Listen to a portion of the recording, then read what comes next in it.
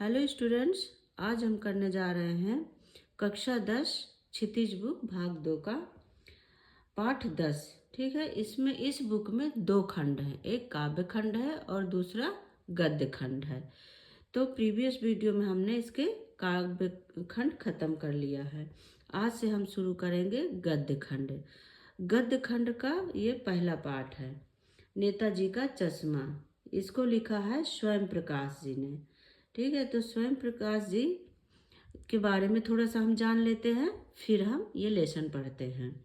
स्वयं प्रकाश जी का जन्म सन 1947 में हुआ था। ये मैकेनिकल इंजीनियर की पढ़ाई करके एक औद्योगिक प्रतिष्ठान में नौकरी करने वाले स्वयं प्रकाश का बचपन और नौकरी का बड़ा हिस्सा राजस्थान में बीता था। ठीक है, अभी वो क्या थे, सेवानिवृत्त के सेवा मतलब नौकरी के बाद वो भोपाल में रह रहे थे और उनका निधन 2019 में हुआ है। ठीक है, इनका जन्म हुआ था 1947 में और निधन हुआ है 2019 में। ठीक है, तो अब इनका क्या है, लेसन हमारा क्या नाम है, नेताजी का चश्मा। तो ये लेसन पढ़ने से पहले हम थोड़ा सा इस बारे में जान लेते हैं। ठीक है, कि इस लेसन में है क्या। देखिए, नेताजी का चश्मा, इससे आप जान रहे होंगे, नेताजी के चश्मा से ही याद आ जाता है कि ये सुभाष चंद्र बोस जी के बारे में है। ठीक है, वो चश्मा पहनते थे, तो उसी के बारे में इसमें बताया गया है। क्या है कि ये एक कस्बा है, छोटा सा कस्बा। उस कस्बे में एक पक्का मकान है, कुछ कुछ पक्के मकान है और एक लड़कियों का स्कूल है, एक लड़कों का स्कूल है, एक सीमेंट का छोटा सा कारखाना है और दो ओपन एयर सिनेमा घर है, जो खुले में लोग सिनेमा देखते थे पहले, वो है। और एक नगर पालिका है। ठीक है, तो एक ये छोटे से कस्बे की ये कहानी है हमारी। ठीक है, तो ये शॉर्टकट में थोड़ा मैंने आपको बता दिया कि इसमें है क्या। तो उसमें क्या होता है कि हालदार साहब होते हैं।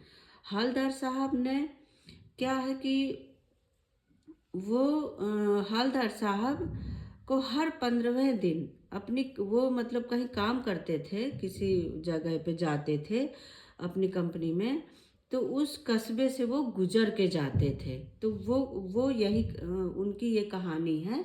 हम इसमें उन्हीं से ये इस कहानी के बारे में जानेंगे।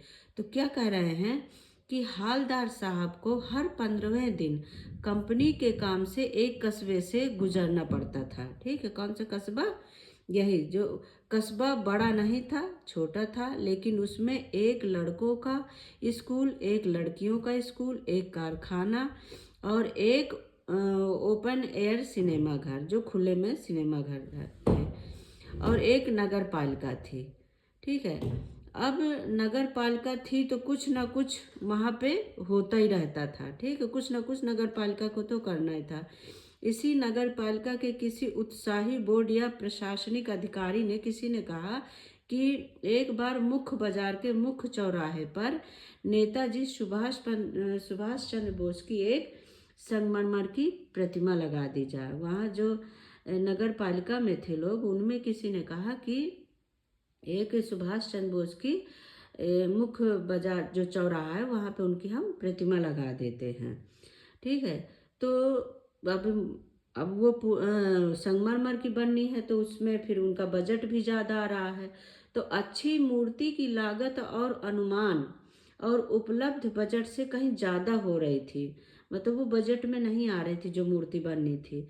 तो क्या हुआ कि वहीं एक स्कूल में मास्टर जी थे, ड्राइंग टीचर। ठीक है, तो अंत में कस्बे के इकलौते हाई स्कूल के ड्राइंग मास्टर को मूर्ति बनाने का काम सौंप दिया गया कि भाई अब जब बजट ज़्यादा आ रही है, संगमरमर की मूर्ति नहीं बन पा रही, तो वहीं स्कूल में एक ड्राइंग मास्टर थे, तो उनको बोल दिया गया कि आप बना दो। तो ठीक, उन्होंने मूर्ति बनाई। मूर्ति बहुत सुंदर थी, केवल एक चीज़ की कमी थी। क्या, नेताजी की आंख पर चश्मा नहीं था। क्योंकि ये सुभाष चंद्र बोस की आप जो भी फोटो देखेंगे उनमें चश्मा जरूर है उनका। तो एक क्या हुआ, जब चश्मा नहीं था तो क्या किया कि एक सचमुच के चश्मे का चौड़ा काला फ्रेम मूर्ति को पहना दिया गया था। ठीक है, मतलब जब नहीं बन पाया तो क्या हुआ कि वहीं पे एक चौड़े फ्रेम का उनको चश्मा पहना दिया। हालदार साहब ने पहली बार मूर्ति को देखा तो सोचा, वाह भाई, यह आइडिया भी अच्छा है। मूर्ति पत्थर की लेकिन चश्मा रियल है। दूसरी बार हालदार साहब कस्बे से गुजरे तो मूर्ति पर तार के फ्रेम वाला गोल चश्मा पहले उन्होंने देखा था तो मोटी चौड़ा चौड़ा काला फ्रेम वाला था। और दूसरी बार जब वो वहाँ से गुजरे, क्योंकि उनको गुजर के अपनी कंपनी के काम से वहाँ से जाना होता था, तो जब वो दूसरी बार गुजरे तो तार के फ्रेम वाला गोल चश्मा था।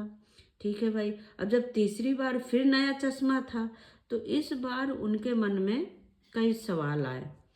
तो वे वहीं पे एक पान वाले थे जहाँ से वो हमेशा पान खाते थे। तो इस बार वे पान वाले से पूछ ही बैठे कि नेताजी का चश्मा हर बार बदल कैसे जाता है। पान वाले ने बताया कि कैप्टन चश्मे वाला ऐसा करता है। हालदार साहब समझ गए कि चश्मे वाले को नेताजी की मूर्ति बिना चश्मे के अच्छी न लगती होगी, इसलिए अपने जो उसके पास फ्रेम होते होंगे वो नेताजी के मूर्ति पर वो फिट कर देता होगा। ठीक है, तो जब किसी ग्राहक को वैसा ही फ्रेम चाहिए होता था तो जैसा कि मूर्ति पर लगा है तो कैप्टन वह फ्रेम मूर्ति से उतार कर ग्राहक को दे देता है और मूर्ति पर नया फ्रेम लगा देता है। ठीक है, किसी कारणवश मूर्ति के लिए ओरिजिनल चश्मा बना ही नहीं था। मतलब उन्होंने पूछा कि क्या इनके मूर्ति पर क्यों नहीं पहले से नहीं चश्मा बना था, तो बोले नहीं, वो मूर्ति बनाने वाले भूल गए थे। ठीक है, हालदार साहब ने पान वाले से जानना चाहा कि कैप्टन चश्मे वाला नेताजी का साथी है। मतलब उन्होंने जानना चाहा कि क्या वो उसको अच्छा नहीं लगता है कि नेताजी बगैर चश्मे के रहे, तो क्या वो उनका साथी है या फिर आज़ाद हिंद फौज का कोई भूतपूर्व सिपाही है। तो उसने पान वाले ने बताया क्या था, वो बढ़िया काला मोटा सा बैठा था पान में, पान की जो गुमटी होती है उसी में पान बेचता था। तो वो पान खाया था, पान उसने थूका पीछे, फिर वो बोला, उसने बताया कि वह लंगड़ा क्या फौज में जाएगा, यह तो उसका पागलपन है। ठीक है, वो पान वाला बोला कि ये तो उसका पागलपन है, वो पागल है, वो लंगड़ा है, वो क्या जाएगा फौज में।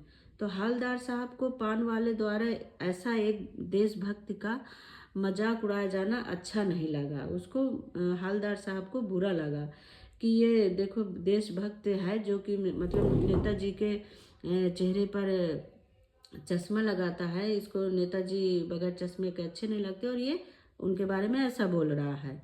तो ये चीज़ उन्हें अच्छा नहीं लगा हालदार साहब को। ठीक है, तो कैप्टन चश्मे वाले की दुकान नहीं थी। उसने देखा कि कैप्टन कौन है भाई, उसने जानना चाहा तो वहीं पीछे से कैप्टन चला आ रहा था अपना सामान बांधे हुए। ठीक है, जिससे वो मतलब फेरी लगाता था। तो वहीं उसने देखा कि पीछे वो पान वाले ने बताया कि वो चला आ रहा है। तो जब हालदार साहब ने देखा पीछे मुड़कर तो कैप्टन चश्मे वाले की दुकान नहीं थी, वह फेरी लगाकर चश्मे बेचता था। ठीक है, तो क्या हुआ कि जब भी वो अपना वही दुकान के बाहर अपना चश्मा बेचता था। अब दो सत्र के भीतर हालदार साहब ने नेताजी की मूर्ति पर कई तरह के चश्मे देखे। ठीक है, कई बारी वहाँ उन्होंने जब भी वो गुजरते तो हर बार उनको नया चश्मा दिखाई देता। एक बार जब हालदार साहब कस्बे से गुजरे तो मूर्ति पर कोई चश्मा नहीं था। वो काफ़ी दिनों तक ऐसा चलता रहा। फिर जब कुछ दिन नहीं आए, इसके बाद फिर जब एक दिन गुजरे तो मूर्ति पर कोई चश्मा नहीं था। पूछने पर पता चला कि कैप्टन मर गया है। उन्हें बहुत दुख हुआ। हवलदार साहब बहुत दुखी हुए सुनकर। 15 दिन बाद कस्बे से गुजरे तो जैसे उन्होंने सोचा कि वो कैप्टन मर गया तो वो गए और गाड़ी में बैठे और निकल लिए। 15 दिन बाद कस्बे से गुजरे तो सोचा कि वहाँ अब वो नहीं रुकेंगे।